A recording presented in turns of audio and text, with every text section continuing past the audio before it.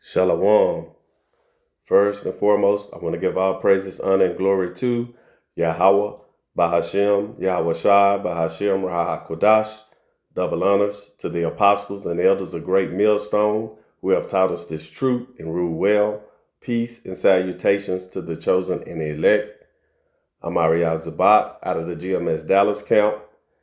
And today I'm going to do a continuation on Isaiah, the 14th chapter.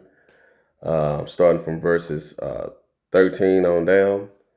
And we're just going to get right into it.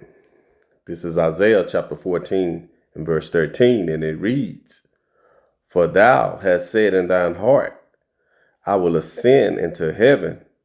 I will exalt my throne above the stars of the Most High. I will sit also upon the mount of the congregation in the sides of the north." And this is going into Esau Edom and his pride. He has he want to be like the Most High, and this is Esau with that God complex because the blessing was given to Jacob, so he has a problem trying to be like the Most High and want to hijack the blessing from Jacob. Okay, and the other part where it reads, "I will exalt my throne above the stars," and those stars are going into the Israelites. That is speaking to the stars of the Most High, and we get that those precepts. All right, let's get that in Revelation 12:1, and it reads, "And there appeared a great wonder in heaven, a woman clothed with the sun." And that woman that's clothed with the sun and the moon, that's Israel, the nation of Israel. And the sun and the moon is going into, wisdom, knowledge, and understanding. And the moon under her feet, and upon her head, a crown of 12 stars. Okay. So we're going to see what those stars mean. All right. And we get that precept in Genesis 37. And we can start from verse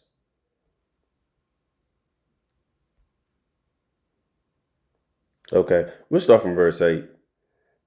And this is going into Joseph having a vision, a dream, and it was about, the sheaves, which represents, each one of his brothers and bowing down to him. And we're just going to go ahead and read verses 8 and 9 to give you, so it can break it down. And it reads, Genesis 37:8, "And his brethren said to him, Shalt thou indeed reign over us, or shalt thou indeed have dominion over us? And they hated him yet the more for his dreams and for his words." In verse 9, "And he dreamed yet another dream, and told it his brethren, and said, Behold, I have dreamed a dream more, and behold, the sun and the moon and the 11 stars made obeisance to me." See, so those 11 stars were his brothers, and that bowed down, that was in obeisance to him, makes him the 12th star. So this is pretty much what that's going into. So those stars are speaking about the Israelites. Okay. All right. So let's go back to Isaiah, the 14th chapter. All right. And again, let's read it again. Verse 13. "For thou hast said in thine heart, I will ascend into heaven. I will exalt my throne above the stars of the Most High." And those stars are the Israelites. "And I will sit upon the mount of the congregation in the sides of the north." All right. In verse 14, It reads, I will ascend above the heights of the clouds. I will be like the Most High. See? And this is Esau, Edom, his pride deceiving him. That's him having that God complex. Verse 15. And it reads, yet thou shalt be brought down to hell, to the sides of the pit. And this is speaking of Esau being brought down to a low estate, because of his pride. All right. In verse 16. And Esau's been in rulership, been a hammer of the earth. All of his executive orders and laws, go out throughout the four corners of the earth, conquering and colonizing nations, taking their resources. But the scripture says, yet thou shalt be brought down to hell in a low estate, to the sides of the pits. All right. Verse 16. And it reads, they that see thee shall narrowly look upon thee and consider thee, saying, is this the man that made the earth to tremble and did shake kingdoms? So, the other nations, the people, they're going to look, that's how low Esau, Edom is going to be brought down out of rulership. And, when this devil get taken down by Yahweh Shem Yahweh Shai, and he's going to be in such a low estate to where people are going to marvel. It's kind of like right now today, if you go look at Egypt, the people that actually lived there in Egypt when Pharaoh was ruling, the people, the way they live now, you look at them the same way. So this is how Esau Edom gonna look. He had the best military, and when it says shaking the kingdoms, he can drop nuclear bombs on them. ICBM missiles. So this is he had the NATO, EU, the best military on the planet Earth. So, whatever he wanted, he raped, robbed, and murdered, did what he wanted to do. He was the hammer of the earth. So these people are going to marvel, And this is going into when Esau is taken out of power and rulership. People are going to be in astonishment. They're going to consider. All right. Verse 17. And it reads, that made the world as a wilderness and destroyed the cities thereof, that opened not the house of his prisoners. And, this is going into, Esau moving throughout the four corners of the earth, destroying everything, making everything concrete, poisoning the water. This is Esau,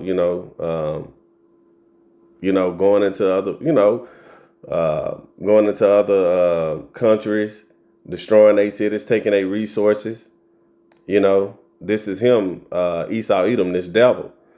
And then it reads that that opened not the house of the prisoners, and those prisoners are the children of Israel. We're the ones in the prison houses, also that you read in Luke 4:17 and also Isaiah. Let's get it. This is Isaiah chapter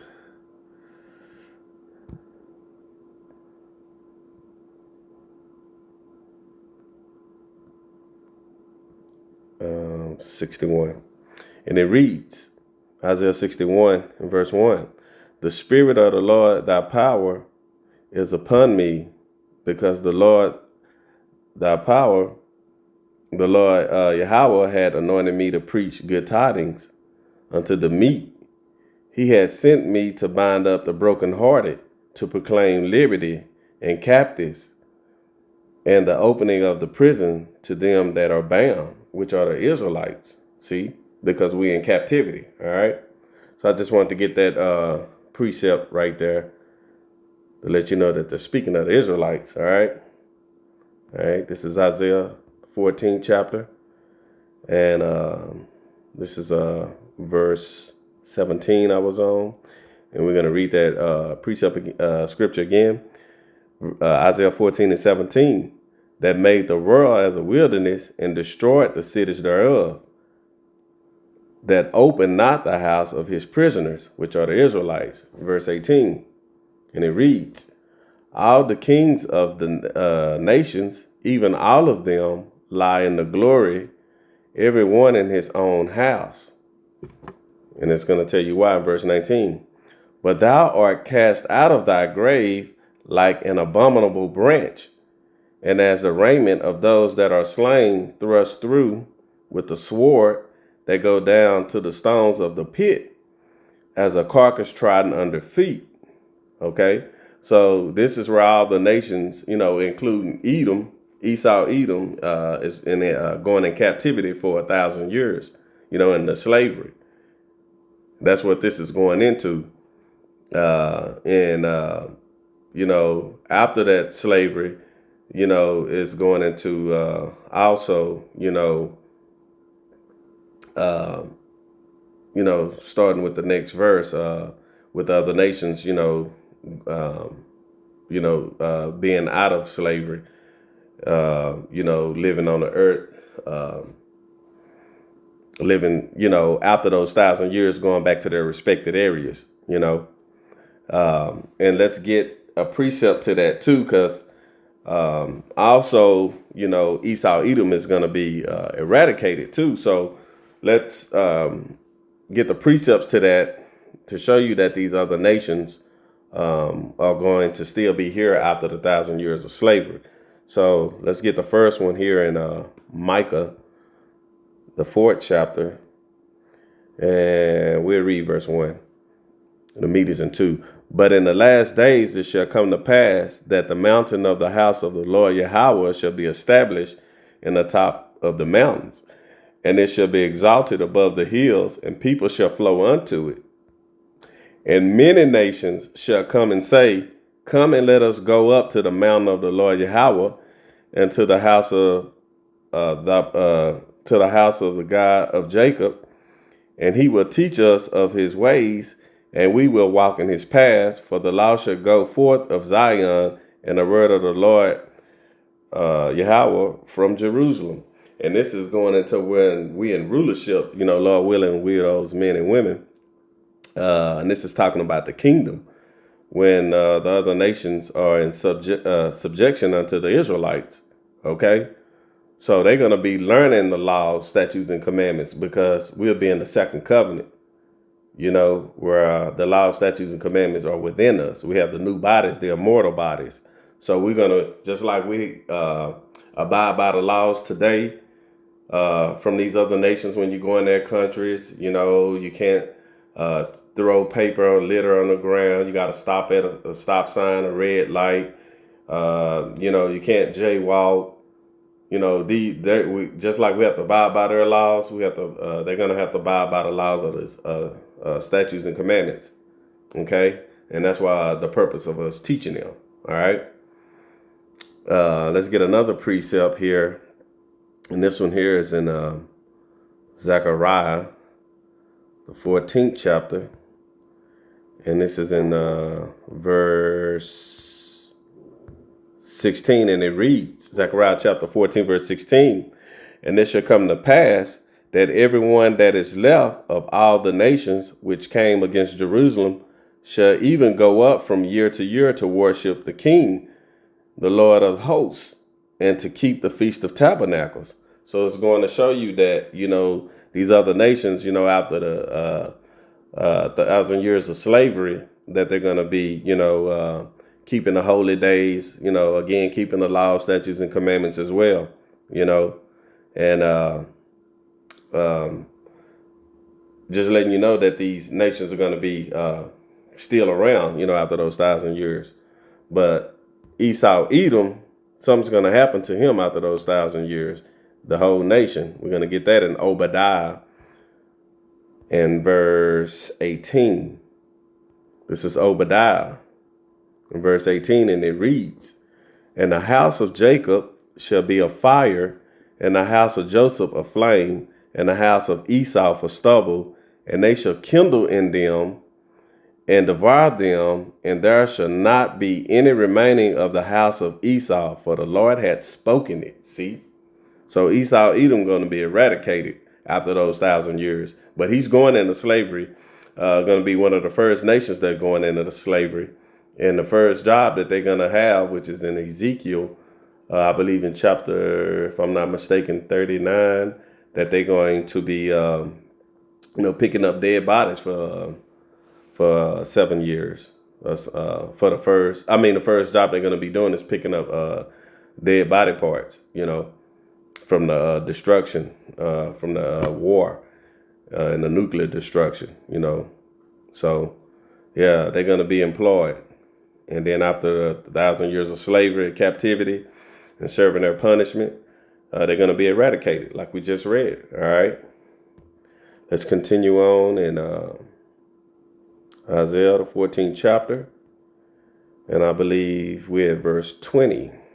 All right. This is Isaiah verse 20, and it reads, "Thou shalt not be joined with them in burial, because thou hast destroyed thy land and slain thy people. The seed of evildoers shall never be renowned." And again, that's, letting you know that they going to get eradicated. Those evildoers, which are Esau, Edom, in his nation. All right. Verse 21, and it reads, "Prepare slaughter for his children, for the iniquity of their fathers, that they do not rise nor possess the land, nor fill the face of the world with cities."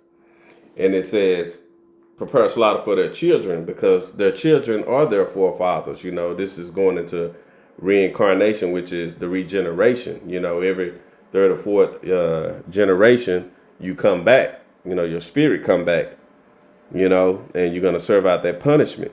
So, today you look at, these Edomites and be like, well, we didn't do anything. And that was our forefathers. You are your forefathers. And we're going to prove that in Lamentations. We get a precept for that in Lamentations 5 and 7. And let me get that real quick. This is Lamentations chapter 5 and verse 7. And it reads, "Our fathers have sinned and are not." And the only ones who can sin are the Israelites, because the scripture is 1 John 3 and 4, for transgressing the law is sin, and the only one who's able to transgress the law and break the law and sin are the Israelites, which you can get that precept according to that precept is in Psalms 147, the last 2-3 verses, All right. And it reads again, Lamentations 5 and 7, "Our fathers have sinned and are not, and we have borne their iniquities," because we are our forefathers, We're the same people. So we born in slavery and captivity. We're serving out our punishment, All right. So let's go back to Isaiah chapter 14.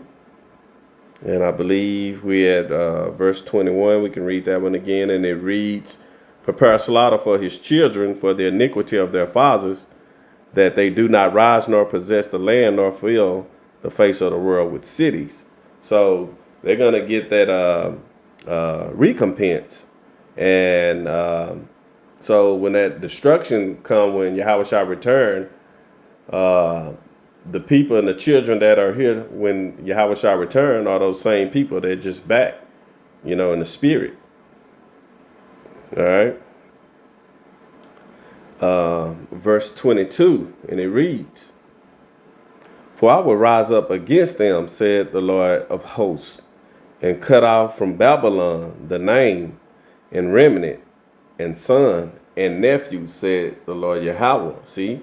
So they're going to be cut off forever. So this is Babylon the Great, America being destroyed by the nuclear missiles,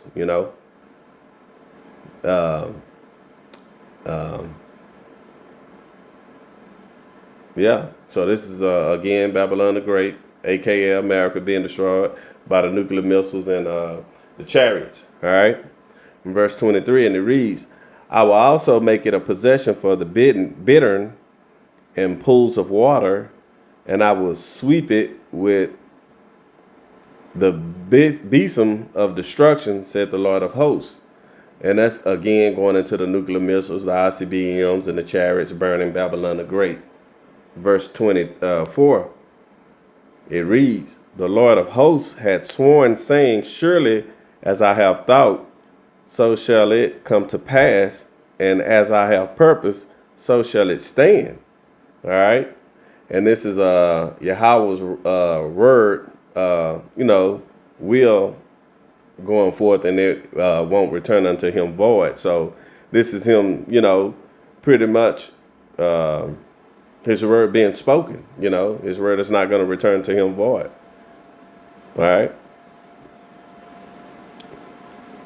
Once it has been spoken, that's it. The Lord has spoken it. Verse 25, it reads, that I will break the Assyrian in my land, and upon my mountains tread him underfoot.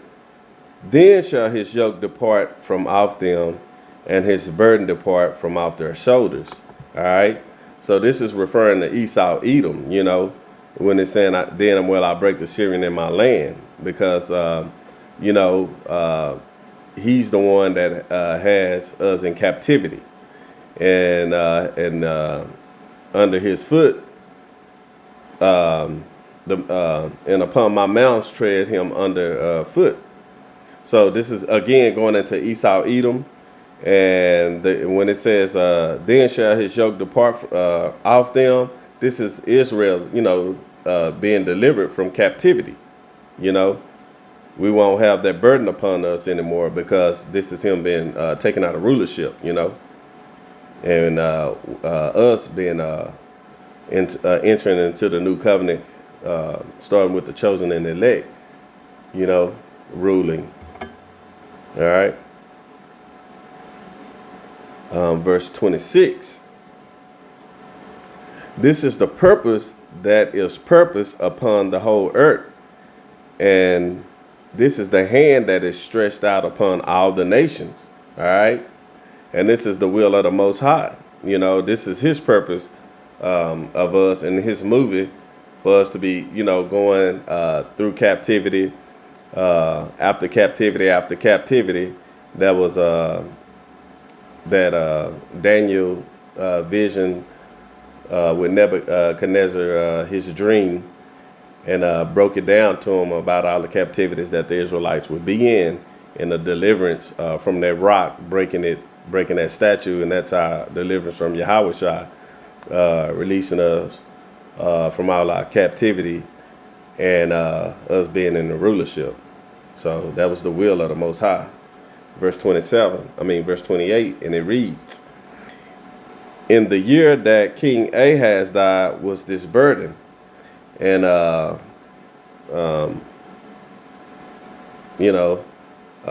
I read 27? Oh, Salakia.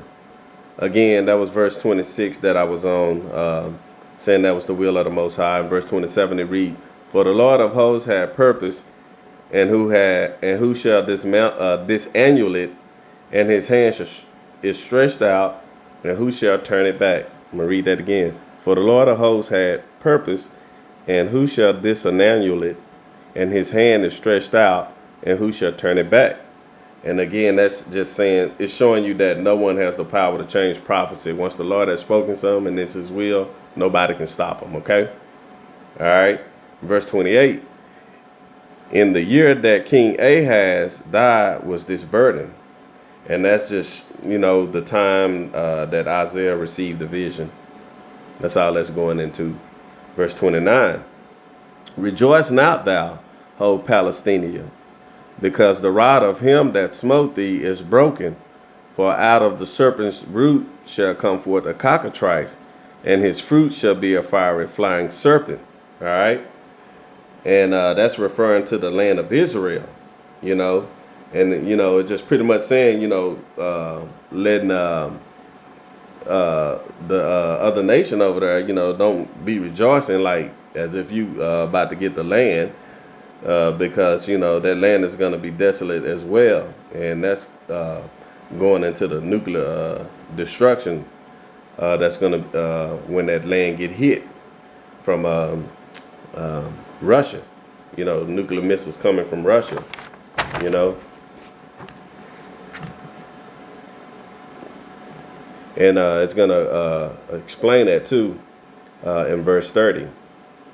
And the firstborn of the poor shall feed, and the needy shall lie down in safety. And I will kill thy root with famine, and he shall slay thy remnant. And this is the nation of Israel, you know, showing that they will be put back into their righteous state as a nation, you know. All right.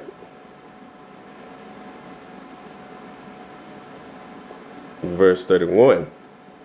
And it reads, Howl, O gate, cry, O city, thou whole Palestinian art dissolved. For there shall come from the north a smoke, and none shall be alone in his appointed time. And again, going back here, verse 29, and then verse 30, it's showing you that, you know, Israel and America is going to be hit by nuclear destruction, and also the laser beams from the chariots. And we can get that account in Ezekiel, the 38th chapter. And that's in verse 8. And it reads, After many days thou shalt be visited. In the latter years thou shalt come into the land that is brought back from the sword, and is gathered out of many people, against the mountains of Israel, see, which have been always waste, but it is brought forth out of the nations, and they shall dwell safely, all of them. Verse 9, thou shalt ascend and come like a storm, thou shalt be like a cloud to cover the land, thou and all thy bands and many people with thee. So in that storm is talking about the nuclear missiles when it hit it, you know, hit Israel, and speaking of America as well too, you know, because it's going to hit both. All right, let's go back to Isaiah, the 14th chapter. Let's get verse 31 again. Howl, O gate, O city, thou whole Palestinian art dissolved. For there shall come from the north a smoke, and that smoke, again, that we just read in Ezekiel 38, 8, 9, speaking about that cloud. That's that smoke from the destruction, and none shall be alone in his appointed time. Verse 32. What shall one then answer the messengers of the nation, that the Lord had found Zion, and the poor of his people shall trust in it? And this is the judgment that's going to come, you know,